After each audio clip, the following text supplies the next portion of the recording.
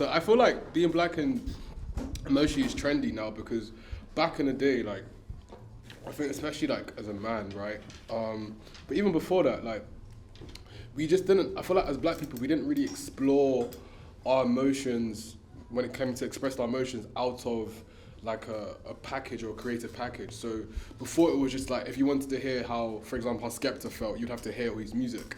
Whereas now you can probably hear his interviews, you can tell that he's developed enough as a person to actually explore certain subjects, and then now he's doing different things with his life. So when I say being black and emotional is trendy now, it's like, yeah, I'm seeing like, even just on Instagram, I'm seeing more people being more open about their emotions before they even produce any work. And I feel like when I was younger, when I was producing work, a lot of the times my emotions would just have to go into the work, and you'd have to interpret the work to figure out where my emotions lay. Do you know what I'm trying to say? So I just think it's beautiful now that that's open, because it means that you also will find more relations between you and people who aren't black, for example, because now you have more things that you can actually be aware of that you have in common. Whereas before it might have been like, oh, we're common in this when we go to school in a public setting, but when we're back at home, we're all living different separate lives, you know? So I hope I answered the question. But yeah, black and emotional. Yeah. What is your answer to that? Like, what is just anyone else have any opinion? I mean, for me, the first thing that came to mind was when you were talking about being black and emotional. We briefly spoke about how it's more freeing for men, more so than maybe women. And I work in the NHS, and we're doing a lot about men and suicide and mental health for men. But then also the other flip side of specifically people of colour, not, especially men, not going to get their prostate checked, which is why they're dying so quickly. Conversations about diabetes, sickle cell, and so maybe the emotional side of us being, more emotional is actually going to save lives. Not just in the health side of things, but more in the mental health side of things. Like, I think men generally don't seem to have the same spaces as women do to be able to express themselves. That's the first thing that came to mind for me was, I really hope that men get the opportunity to realise that they can be just as free as women.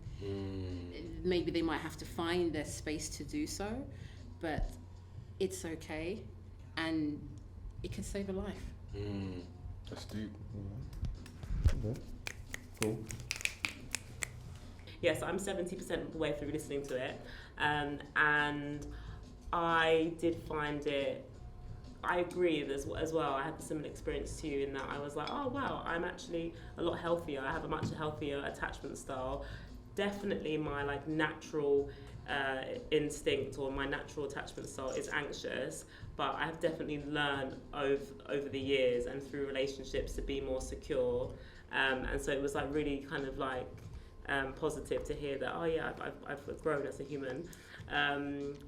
But no, yeah, I think that everyone should know what their attachment style is. It's like, why wouldn't you want to like have this, blind spot uncovered? I just think everyone should study relationships. Like, they're the most important thing as far as our health and like longevity, which I'm looking into. I thought it was great.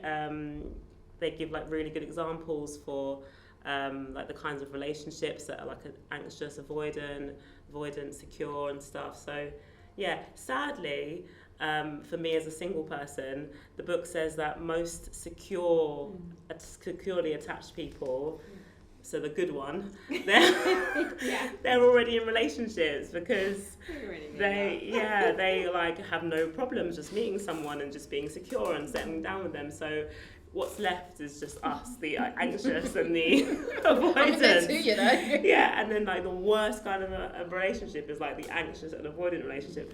Oh, so yeah, it was a bit depressing to read that. But no, it's fine. It's good. That's all I've got to say about that book. Can I ask you a question? Yeah. Mm-hmm. Would you find that, is there like any prime examples that you feel like your relationships in your life have progressed since reading this book, or your understanding maybe of those relationships? Well, I definitely have a better understanding of past relationships. Okay. Wow, big time. Now, I mean, from my past relationships, for all of them, I had no idea that attachment types even existed. And I think back now and I'm like, oh, that's why that never worked out between us, or that's why we always had this like recurring issue and I was never able to resolve it. So it definitely has like just been really enlightening as far as understanding my past relationships. And now I feel so much more confident going into the dating world now, because I'm like, right, I'm anxious. These are the kind of things that I know that I need in the guy. And so I'm just going to be upfront with my needs from the get-go. And I know that if he's anxious, if he is avoidant, don't go there, because it's not going to work. Or I'm going to have to teach this person, and that's just long. Yeah. So, and they, if they're great, it might be worth it, and I might teach them. But anyway, so yeah, I haven't been able to like see that moving forward yet. But definitely understanding the past, it has been very good, very helpful. Yeah, and you've read it as well. Yeah. What are your thoughts on it so far? I felt the opposite. I thought it was really overwhelming. Really? I had to keep taking breaks. I was like, oh my gosh, it's a lot to take in. And I think, so my style is actually fearful avoidant. Oh, okay. So, yeah, and I just thought it was very, like triggering at some point. So I was just kind of like, oh wow, this is a lot. How do you unpick all those things? Yeah. So I think, moving towards secure is obviously the goal. But yeah, I think it was really eye-opening to understand, like you say, like in context, all your previous relationships and just why you have and connect with certain people in the way that you do. But yeah, no, I still think like, wow, I've got a lot of work to do, and I think it's quite,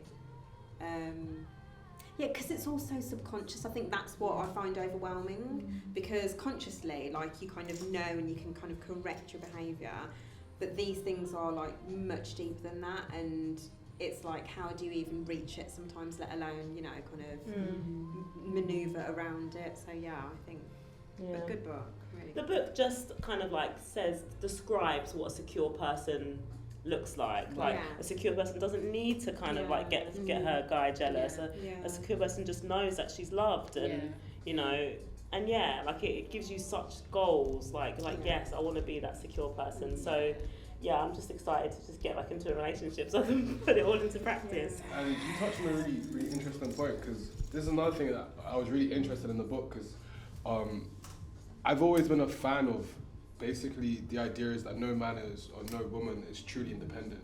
I've always had this idea that it's like yeah, it's okay to like obviously be able to handle your own, or be able to chase your own career, and like to focus on taking care of yourself and cook for yourself and like do your own laundry, stuff like this, which sounds really novelty, but with men, you know what I'm trying to say? Like, bro, when I'm at uni, the amount of guys like be like, I'm gonna drive home on the weekend so my mum could do my laundry. And I'm like, wait, so you can drive, but you can't do your laundry? Are you nuts, bro? But each to their own, right? But just to give an idea, but it's really interesting that you said that, because it's like, I that's one part of the book that I really like, was the fact that it was showing that being dependent on a significant other or people is actually a human trait, and it makes you very human, in fact. Especially when you live in like a city like this, where in London, where everyone's like, yeah, you gotta just be on your grind, especially after COVID, everyone's like kind of still socially distant, mentally socially distant, but even though not like physically socially distant anymore.